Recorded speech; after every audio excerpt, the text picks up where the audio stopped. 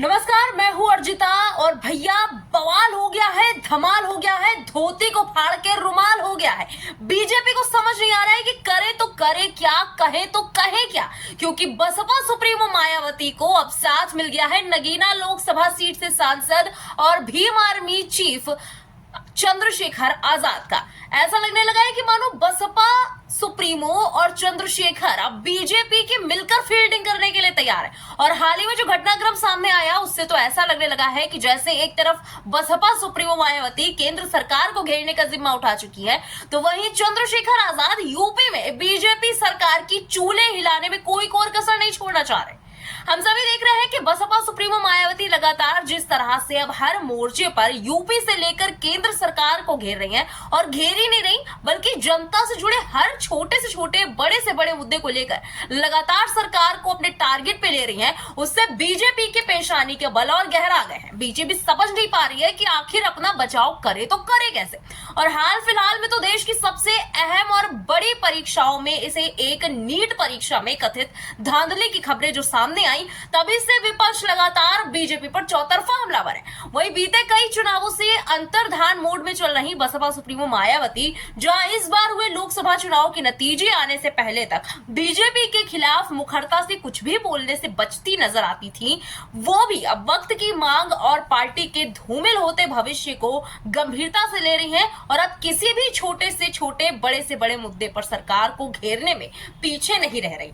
खासकर युवाओं से जुड़े अहम मुद्दों जैसे कि रोजगार और शिक्षा को लेकर चल रहे तमाम ज्वलंत मुद्दों पर बसपा सुप्रीमो मायावती न सिर्फ बीजेपी को आईना दिखा रही है बल्कि ताबड़तोड़ जुबानी तीर भी छोड़ रही है। और अब सोने पे सुहागा तो तब हो गया जब बसपा सुप्रीमो मायावती को नगीना लोकसभा सीट से सांसद भीम आर्मी चीफ चंद्रशेखर आजाद का साथ भी मिल गया।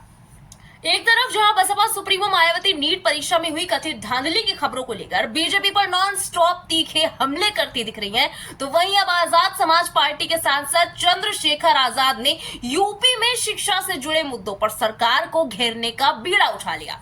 हाल ही में सोशल मीडिया प्लेटफॉर्म एक्स पर बसपा सुप्रीमो मायावती ने एक ट्वीट में नीट परीक्षा में हुई धांधली को लेकर केंद्र सरकार पर जमकर हमला बोला। बैक टू बैक 2 पोस्ट किए। बसपा सुप्रीमो ने अपने ट्वीट में लिखा कि all India NEET UG medical परीक्षा में हुई गड़बड़ी को लेकर स्वाभाविक तौर पर सड़क से लेकर संसद और माननीय सुप्रीम कोर्ट तक में यह मामला गरमाया रहा। अब नतीजा चाहे जो हो, लेकिन लाखों परीक्षार्थियों और उनके परिवार वालों को इसको लेकर हुआ दुख, दर्द और मानसिक पीड़ा हमेशा सताएगी। अगली पोस्ट में मायावती ने लिखा कि केंद्र मेडिकल की इतनी अहम परीक्षा सही से कराने के मामले में देश को आश्वस्त कर पाने में अभी तक विफल साबित हुआ, जो समस्या को और गंभीर बना रहा है।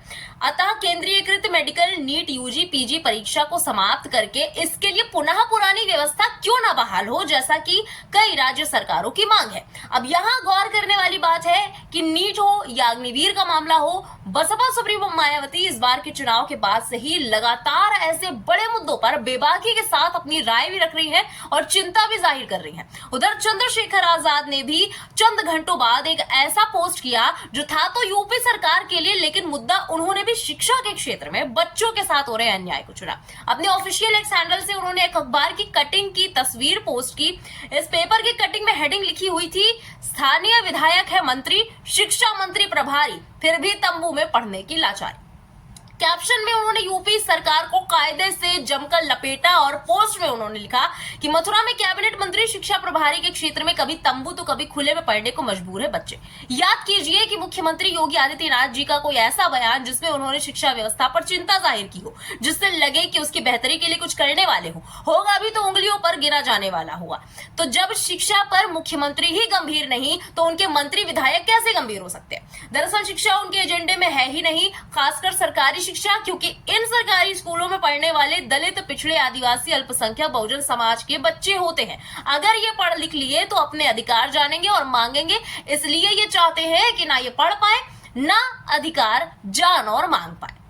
अब इन दोनों ही पोस्ट पर गौर किया जाए तो ये साफ दिखता है कि बसपा सुप्रीमो मायावती भी पूरी तरह से युवाओं के हित को ध्यान में रखते हुए बीजेपी सरकार की नाकामियों को लेकर सरकार को आईना दिखाने का काम कर रही है। और यही चीज चंद्रशेखर आजाद की पोस्ट में भी साफ झलक रही है। तो कहीं ना कहीं ऐसा लगता है कि जैसे ये प्रत्यक्ष तो नहीं लेकिन वैचारिक गठबंधन सा जरूर प्रतीत होता है। और ये वैचारिक गठबंधन बीजेपी को कितना नुकसान पहुंचाएगा ये तो फिलहाल आने वाले भविष्य के गर्भ में ही है, लेकिन इन दोनों का ही मकसद और स्ट्रैटेजी मेल खाती हुई दिख रही है। और जिस तरह के हालात और समीकरण यूपी से लेकर केंद्र की सियासत में इन दिनों बदले बदले नजर आते हैं, उसको ध्यान में रखते हुए दोनों के ही बयानों से बीजेपी की टेंशन फिलहाल बढ़ी हुई जरूर है। फिलहाल इस एनालिसिस पर आपका क्या कहना है, कमेंट सेक्शन में लिखकर हमें अपनी राय जरूर बताइएगा। जल्दी मिलेंगे एक नए वीडियो के साथ। जय हिंद, जय भारत।